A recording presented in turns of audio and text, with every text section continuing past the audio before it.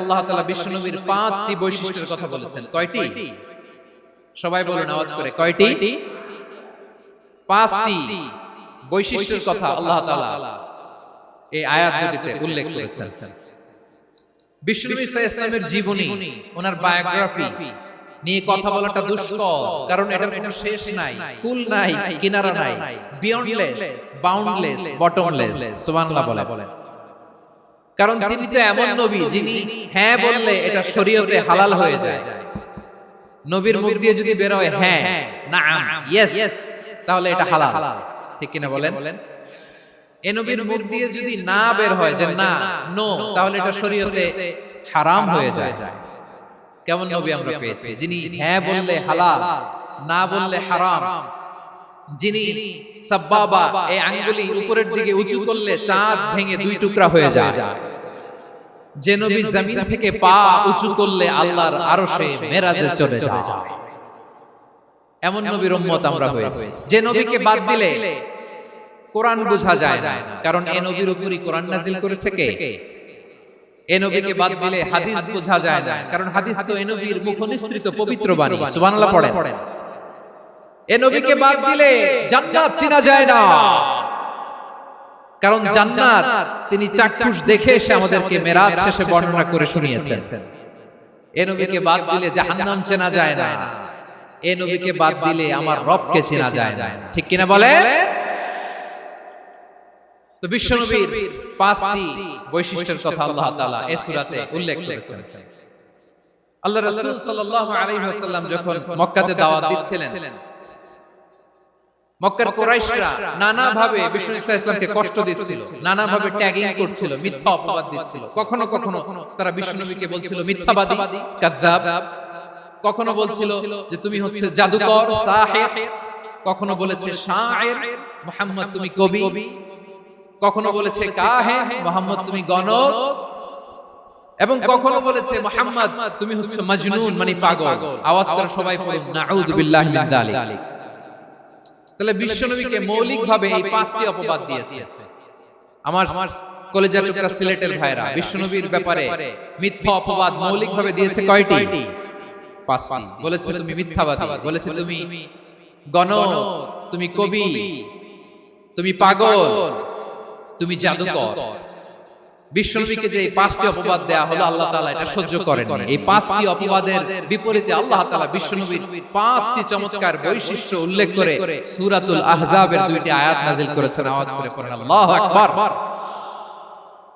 5টি চমৎকার বৈশিষ্ট্য সূরাতুল আহজাবের ভেতরে রব্বুল আলামিন উল্লেখ করে আমাদেরকে জানিয়ে দিচ্ছেন, ইয়া আইয়ুহান নাবিয়্যু ইন্না আরসালনাকা শাহিদান ওয়া মুবাশশিরান ওয়া নাযীরা ওয়া দাঈয়ান ইলাল্লাহি বিইذনিহি ওয়া সিরাজাম মুনীরা।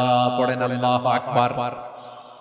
রব্বুল আলামিন ডেকে বলেন, ও নবী, নিশ্চয় আমি আপনাকে সাক্ষ্যদাতা রূপে প্রেরণ করেছি, সুসংবাদদাতা রূপে প্রেরণ করেছি, সতর্ককারী রূপে প্রেরণ করেছি, আল্লাহর দিকে আহ্বানকারী রূপে প্রেরণ করেছি, আর আলোদানকারী চেরাগ রূপে, প্রদীপ রূপে প্রেরণ করেছি। পড়েন সুবহানাল্লাহ। 5টা বৈশিষ্ট্য। 1 নম্বরে আল্লাহ তাআলা বলেন, হে নবী, নিশ্চয় আমি আপনাকে সাক্ষ্যদাতা হিসেবে প্রেরণ করেছি। সাক্ষ্যদাতা, বিষ্ণু ইসলাম সাক্ষ্য দিবেন, এজন্য শাহিদ। শাহিদ মানে সাক্ষ্যদাতা। আওয়াজ করে বলুন, শাহিদ মানে কি? তিনি সাক্ষ্য দিবেন। মুবাশশির, 2 নম্বর বৈশিষ্ট্য হচ্ছে তিনি মুবাশশির। মুবাশশিরুন বিরাহমাতিল্লাহি ওয়া বিল জান্নাহ। তিনি আল্লাহর রহমতের সুসংবাদ দেন, তিনি আল্লাহর জান্নাতের সুসংবাদ দেন। সুবহানাল্লাহ পড়ে। 3 নম্বর বৈশিষ্ট্য হচ্ছে নাযীর, তিনি সতর্ককারী, ওয়ার্নার। তিনি সাবধান করতে এসেছেন, রিমাইন্ডার দিতে এসেছেন যে আল্লাহর পথে যদি না চলো, শিরকি কাজ যদি না থামা, তাহলে এমন আযাব আসবে আল্লাহর পাকড়াও থেকে তুমি বাঁচতে পারবে না। তিনি নাযীর। বিষ্ণু ইসলামের 4 নম্বর বৈশিষ্ট্য হচ্ছে দাঈয়ান ইলাল্লাহ, তিনি আল্লাহর দিকে আহ্বানকারী। এই যে আমরা আমাদেরকে পরিচয় দেই যে আমরা দাঈ, বলি না? বলে যে উনি হচ্ছেন একজন দাঈ ইলাল্লাহ। বহুবচন আমরা বলি আদ-দুআত ইলাল্লাহ, এটা কোরআনের এই আয়াত থেকে এসেছে। সুবহানাল্লাহ পড়েন। ওয়া দাঈয়ান ইলাল্লাহি বিইذনিহি, আল্লাহর আদেশে বিষ্ণু ঈসা ইসলাম আল্লাহর দিকে মানুষকে ডাকেন। এবং বিষ্ণু ঈসা ইসলামের 5 নাম্বার বৈশিষ্ট্য হচ্ছে সিরাজাম মুনীরা, আলোদানকারী প্রদীপ, আলোকদীপ্ত প্রদীপ, যে আলো দিয়ে তিনি গোটা বিশ্বকে আলোকিত করেছেন। আওয়াজ করে পড়েন আল্লাহু আকবার। তাহলে মোট 5টি বৈশিষ্ট্য নিয়ে আমরা কথা বলবো বিশ্বনবী। আওয়াজ করে বলুন কয়টি? এক নম্বরে হচ্ছে শাহিদ, বিশ্বনবী সাক্ষী দিবেন। কি দিবেন? He will be witness for all prophets and for us. তিনি নবীদের উপরও সাক্ষী দিবেন, আবার উম্মতের উপরও সাক্ষী দিবেন। সুবহানাল্লাহ পড়েন। কিয়ামতের দিন আল্লাহ তাআলা প্রত্যেক নবীকে জিজ্ঞেস করবেন যে তুমি কি তোমার উম্মতের কাছে আমি যা যা পৌঁছাতে বলেছিলাম পৌঁছিয়েছো? নবীরা বলবে আল্লাহ আমি পৌঁছিয়েছি। নবীদের কথা ঠিক কিনা, সত্য কিনা, এর সপক্ষে তখন বিশ্বনবী সাক্ষী দিবেন। সুবহানাল্লাহ পড়েন। এজন্য রব্বুল আলামিন বলেন ফাকাইফা ইযা জিনা মিন কুল্লি উম্মাতিন বিশাহীদিন ওয়া জিনা বিকা আলা হাউলাই শাহীদা। তখন কেমন হবে যখন প্রতিটি উম্মত থেকে আমি একজনকে সাক্ষ্য হিসেবে বের করে আনব, আর তাদের উপরে নবী আমি আপনাকে সাক্ষ্য বানাবো। পড়েন সুবহানাল্লাহ। তাহলে সব উম্মতের ব্যাপারে সেই উম্মতের নবীরা সাক্ষ্য দিবে, আর ওই নবীদের উপরে আমাদের নবী বিশ্বনবী সাক্ষ্য দিবেন। সুবহানাল্লাহ পড়েন। এজন্য বিশ্বনবী হচ্ছেন শাহিদ। শাহিদের আরেকটা ব্যাখ্যা হচ্ছে বিষ্ণু ঈসা ইসলাম আমাদের সাক্ষীর উপরে তিনি সাক্ষী দিবেন। তিনি নবীদেরও সাক্ষী, আবার আমাদের উপর উম্মতের উপরও সাক্ষী। সুবহানাল্লাহ পড়েন। রব্বুল আলামিন বলেন وَكَذَلِكَ جَعَلْنَاكُمْ أُمَّةً وَسَطًا لِتَكُونُوا شُهَدَاءَ عَلَى النَّاسِ وَيَكُونَ الرَّسُولُ عَلَيْكُمْ شَهِيدًا।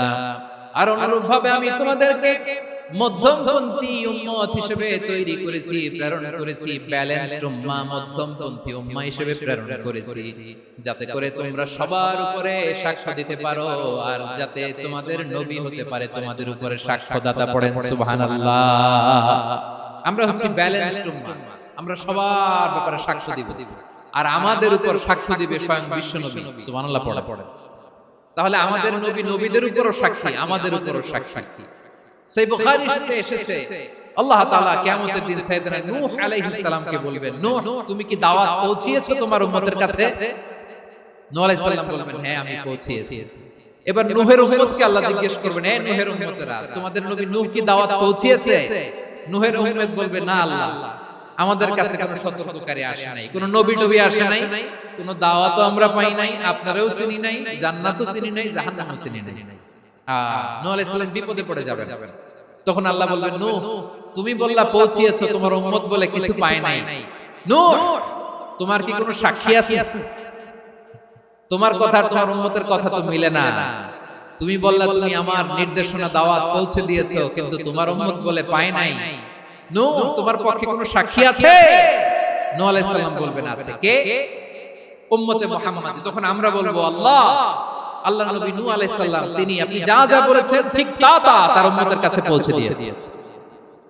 এবার নূহের উম্মতের সাথে আমাদের ঝগড়া লাগবে, তারা বলবে তোমরা আসছো আমাদের হাজার হাজার বছর পরে, তোমরা কি করে জানলা? তোমাদের সাক্ষী কর্তব্য হবে না? আমরা তখন বলবো আমাদের কোরআনে তোমাদের নবীর নামে আল্লাহ তাআলা একটা সূরা নাযিল করেছেন, সূরাতে নূহ। আওয়াজ করে পড়েন আল্লাহু আকবার। আমরা বলবো আমাদের কোরআনে তোমাদের নবীর কথা আল্লাহ আমাদেরকে জানিয়েছেন, দিন রাত এক করে তোমাদের কাছে তিনি দাওয়াত পৌঁছেছেন। তোমরা কানের মধ্যে হাত দিয়ে রাখতা, চেহারাটা কাপড় দিয়ে ঢেকে রাখতা, আল্লাহর নবী নূহকে পিটিয়ে ছালা দিয়ে পেঁচিয়ে তোমরা পাহাড়ে তুলে রেখে আসতা। সব আমরা জানি। আমরা যখন বলবো এই কথা নূহের উম্মত চুপসে যাবে, তখন আমরা সত্য বলেছি কিনা এটা আল্লাহ তাআলা জানতে চাইবে বিশ্বনবীর কাছে। তখন বিশ্বনবী আমাদের পক্ষে সাক্ষী দিবেন। আওয়াজ করে বলেন আল্লাহু আকবার। এজন্য আল্লাহ বলেন নবী আপনি হচ্ছেন সাক্ষ্যদাতা, সব নবীদের উপর আপনি হবেন সাক্ষী, আবার আপনার উম্মতের সাক্ষীর উপর আপনি হবেন সাক্ষী। তার মানে নবী গো কিয়ামতের কঠিন ময়দানে আপনি হবেন রাজ সাক্ষী। বিশ্বনবী কি সাক্ষী? আওয়াজ করে বলেন, রাজ সাক্ষী, সব সাক্ষীর বড় সাক্ষী। এজন্য বিশ্বনবীকে আল্লাহ তাআলা প্রথম যে বৈশিষ্ট্যটা দিয়েছেন সেটা হচ্ছে শাহিদ। তিনি সাক্ষ্যদাতা, witness for all messenger of God and for all of us. সুবহানাল্লাহ পড়ে। তাহলে এক নাম্বার বৈশিষ্ট্য বুঝতে পেরেছেন? বুঝতে পেরেছেন সবাই? তো দুই নাম্বার বৈশিষ্ট্য হচ্ছে মুবাশশিরা, তিনি সুসংবাদদাতা। সিলেটবাসী আওয়াজ করে আমার সাথে বলো, মুবাশশিরা মানে সুসংবাদদাতা। তিনি আল্লাহর রহমতের সুসংবাদ দেন, তিনি জান্নাতের সুসংবাদ দেন। এই উম্মতের মধ্য থেকে যারা গাফেল, যারা অবাধ্য, যারা সীমা লঙ্ঘনকারী, তাদেরকে বিশ্বনবী আল্লাহর রহমতের সুসংবাদ দেন। তিনি বুঝান আল্লাহ